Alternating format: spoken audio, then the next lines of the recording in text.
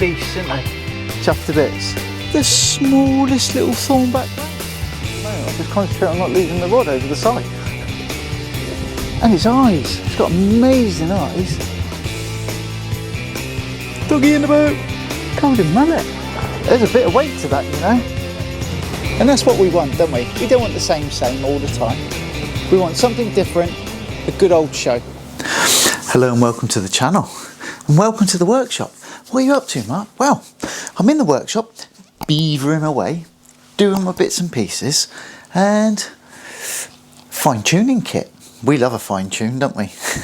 Tinkering around. Do I need this? Do I need that? Can I cut this out altogether? Well, I think I'm almost there, you know. So I'll explain myself. I'm doing the beach fishing series as part of a playlist on the channel, and we're looking at things like rods, reels, rigs, setting up beach shelters, all that kind of stuff. And I wanted to revise my seat tackle box, so I've been fishing for a number of years now with the Shakespeare Beta seat tackle box. Perfect, robust, big. You know, you buy the Beta version, it's got the padded seat, the padded shoulder strap, it's got the extra trays. Absolutely brilliant. But it's a bit big. And I started to notice, because you look at what other people are doing and you're like, I don't like to copy what other people are doing, but I do like to learn from what other people have the benefit of their experience.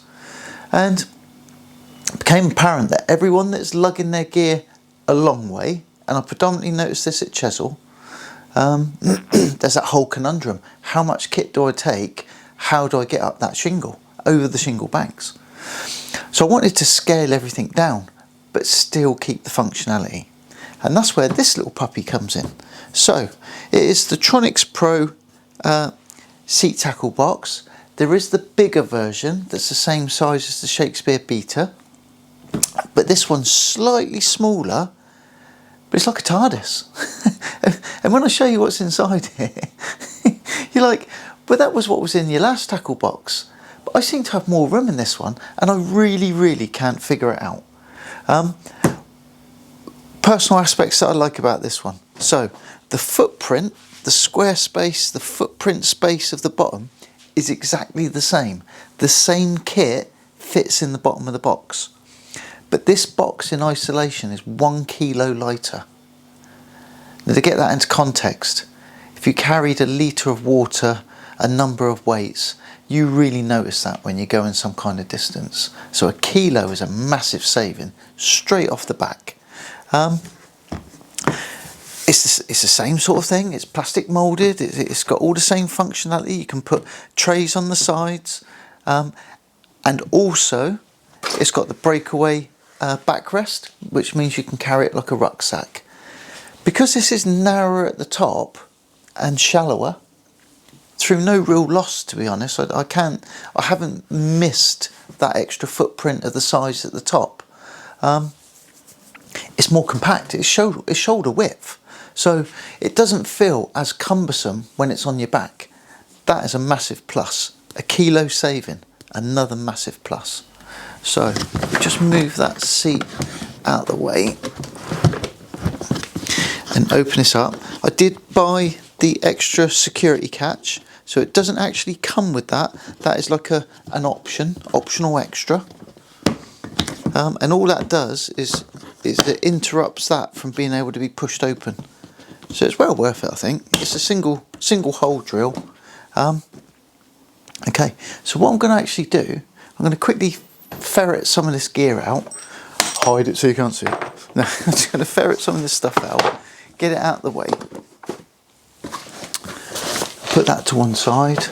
Okay, so I'm in my base layer. I'm in the base layer of the box, and to match the box, you've got these TronixPro weight bags. Now, I don't know anyone that's going to carry three bags of weights in the bottom of their box, but I see people modify their tackle box and they hang their reels off the top, which is nice. I understand that one. I might even do that one myself. But they put the racks in, they put all their weights at the top. And then they put gas struts. Now all that is brilliant. If that is what you like, Absolutely all credit to you. But it makes the box a bit tippy, in my view. And you don't really want your tackle box tipping over on the beach. So if it becomes unsteady and tips over, it just sets you off in motion, doesn't it? I'd probably go full tilt for that one. So I like to keep the weight low down in the box. So everything heavy goes in the bottom of the box. Now there are 3 of these. Try not to drop them. And they fit the footprint of the box perfectly. Well, they're made for it, aren't they? So it's TronixPro weight box for a TronixPro box. This isn't a TronixPro sales pitch, it's just the stuff that I'm using at the moment. And I like it. So in one of these, I've got all my gubbins. So without going massively, I've got a sealed bag of elastic, different grades of elastic, because that can get pretty funky sometimes. An elastic dispenser.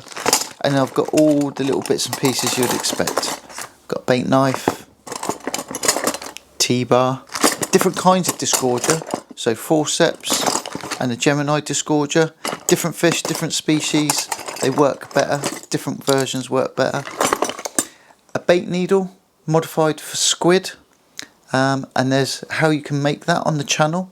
I'll put a link up top so you can see that one, if you're interested in that. Pair of nail clippers, the little Yuki bait needles, brilliant for match style presentation of baits. And some, I don't use them that often, to be honest, big donkey spoons. Big donkey spoons for big donkey baits,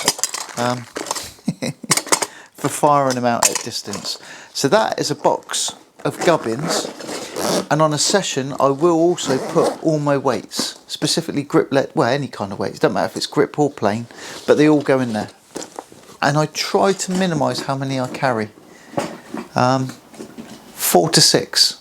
I try not to carry any more than 6 weights, if I can.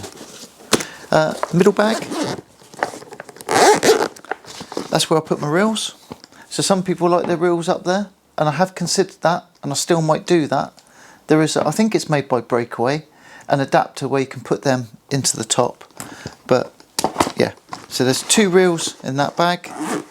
I do carry up to 4 reels, depending on where I'm fishing. And the only reason why I carry spares, I do try to choose whether I'm going to carry 2, 3 or 4. If I do have a loss, I do have a bird's nest or crack off, I don't want to sit on the beach reconfiguring my kit. I will just pull out another reel and change over, put that one back in the box and sort it out when I come back to the workshop. It's extravagant, I know, but that is where I'm at. And then the last one, it's got digital scales, a set of tapered shock leaders, a Gerber, and the reason why I've chosen a Gerber over a Leatherman, I prefer the Leatherman, but the Gerber fits. A spare head torch with fully charged batteries, and my mainstay head torch is on charge, and that fits in there as well. So that's the 3 lowers, and they fit in there perfectly. Literally snug as a bug, and that forms your base layer. The second layer comes in the form of the bag or the cool box. That is designed and built. It fits perfectly. And it's making me chuckle even as I'm unzipping it, because I know what I'm about to say. It's crazy. Right, we'll put that to one side. We'll talk about that one in a minute. All of my rigs go in an A5 pouch, and that is it. And they're segregated. I fished last night, so this looks like an absolute train smash at the moment. In little bags, and I just write on them what they are. So I put all my variations of what I think I'm going to fish with spares. I usually make 3 to 5 rigs of each of the kind, usually specific to where I'm going. Or I tailor them, I change them, you know, adjust hook size, hook lengths. Better to make the rigs long and be able to cut them down at the beach than sit there making them from scratch. That's how I think, but I do make variations, different hook snoods, and it all goes in there. So everything I need is in there. So, and a quick anecdote, a quick story. So, a recent fishing trip, I've done all my prep, got everything ready, amazing baits, charged all the camera batteries up, head torch is fully charged, new batteries in the spare torch, all my gear is oiled, slicked, like a greased weasel, ready to go. New fresh line, oh, we love fresh line. Gets down to the beach, puts the shelter up, gets my rods out, tripod out, puts the rods together, rods on the tripod, goes to the box for my reels, and that isn't where it's supposed to be. That usually sits on top. Where was it? I phoned Mrs. W up from the beach. Is there anything on the side in the kitchen? Yeah, there's this little wallety thing with bits and pieces and gubbins inside it. Like that. Great. So an hour's drive home. So I had to pack up, go all the way home, lick my wounds, drink a beer, and I did actually sack it off for that day, because to turn around and drive all the way back, I wasn't going to call Mrs. W out late at night to deliver something to the beach for me. It was a painful lesson learnt. Don't leave your rig wallet at home. Now, I'm sure everyone's forgotten something. I doubt there's many that have forgotten something as important as their rig wallet. Couldn't believe it. Rig wallet, don't leave it at home. Right, so, cool bag, reflection, camera doesn't like that, does it? So, cool bag, that will hold a couple of pound of ragworm in 1 pound wrap, in 1 pound wrap pins. That will hold multiple black lug wraps, frozen squid. I had, on a recent session, I had a pound of ragworm, 2 black lug wraps, 5 frozen mackerel, and some cuttlefish, and that's still packed down flat. Now it's dual purpose, so that fits perfectly in there. We like that. So we've got all our bait in there. It's all kept. I sort of balance my bait. Mackerel I take out at the last minute. Worm is kept in the fridge. You know, something else that I want to defrost, I'll take out earlier, and I'll try to time at what point I put it in the cool bag, whether or not I put a block in there with it or not, so that it's good for when I get to the beach. I prefer to prep mackerel frozen hard, prep it onto the hooks, elastic it up, get it out, and let it do its defrosting out there, because it doesn't explode when you cast it out. Then when it hits the water, it's quite aggressive when the mackerel hits the water, and it can just blow it apart. So I time when I'm going to put that in it compared to the session, but also at the end of the session, whether it's waste or whether it's going to be brought home, it then goes in the bucket, because it's usually dirty. You know, everything's been handled, it's all dirty, it's a train smash of stuff going on. So I put everything in my beach bucket that I use, come home, and I usually put the whole bucket, when I get home, straight in the chest freezer. Don't even try and separate it, don't try and do anything. It's usually in its packaging, separated by newspaper maybe. I just put the whole bucket in the chest freezer. That leaves this empty. So then what I do, everything else I've used, all my rigs, disgorgers, scissors, knives, anything and everything goes back in there. And you might say, well, that's the wrong way around. Surely your bait should be kept in there. But I rarely reuse my bait for that purpose. It then usually gets chummed or ground for ground bait for the boat, or for another fishing trip if I'm going to ground bait what I'm fishing. Other people would put their bait in there and chuck all their gear in the bucket. Personal choice, and it depends on the session, but that gives you options. So it's not only for taking the stuff there, you can use it to bring it back, or you can use it as a depository for some of your kit.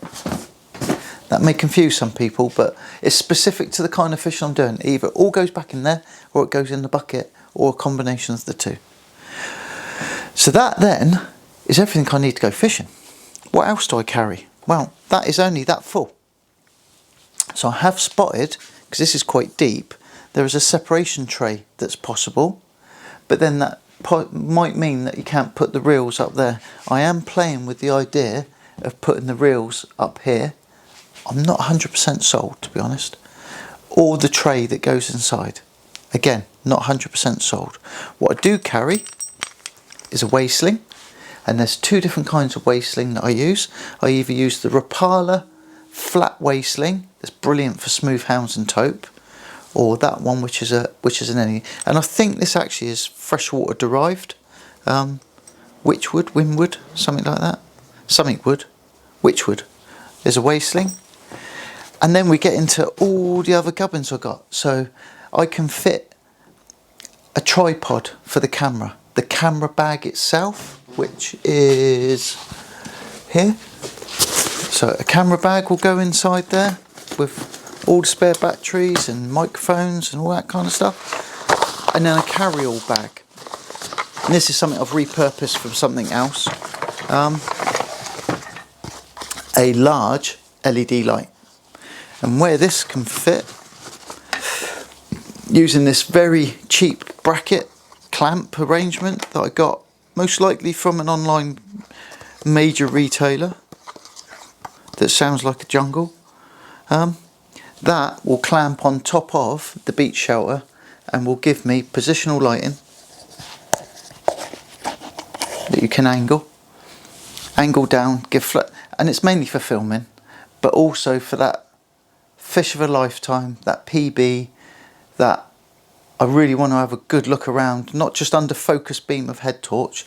This gives a wide spread, and you can actually change the brightness. It's got brightness settings on the back for both colour, like really white blue, to warm, and from soft to really extreme, and it lasts for ages. Battery indicator on the back, charge it up in the van, driving there, or in the workshop. But that actually grips to the pole on top and gives area lighting. That is a nice addition. It doesn't take up that much space. Most people wouldn't bother. They'd just stick to their head torch. But that is available, and actually doesn't take up much room.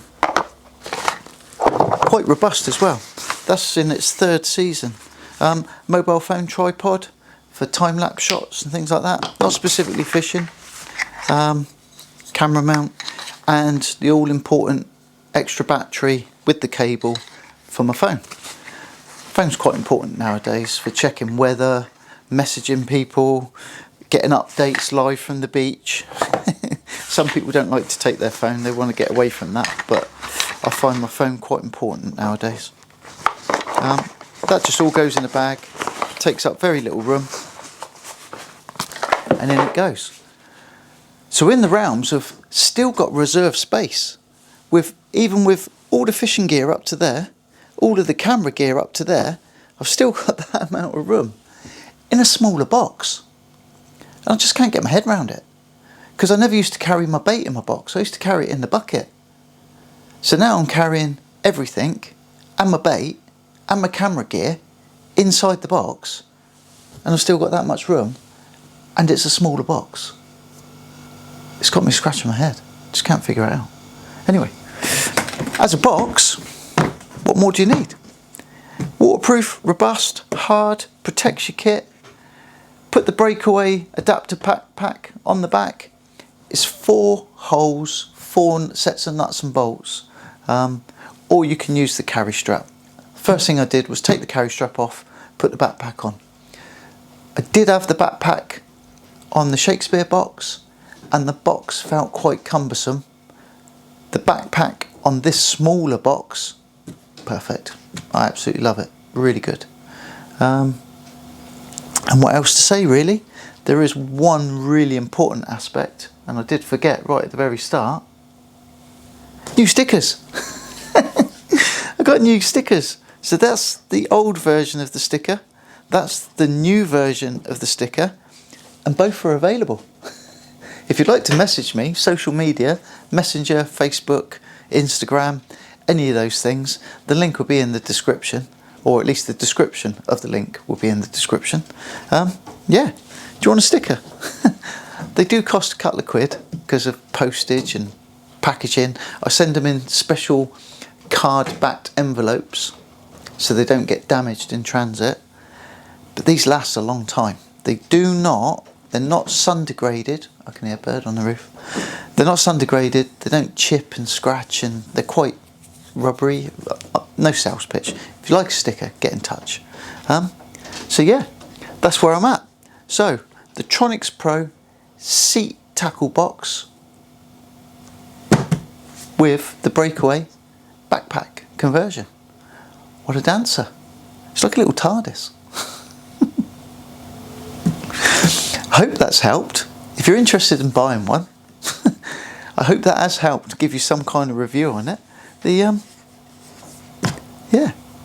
But from me, from here, for now, it's goodbye. Tight lines and happy fishing. I hope to see you sometime soon, possibly on the beach. But from me, it's goodbye. Bye for now.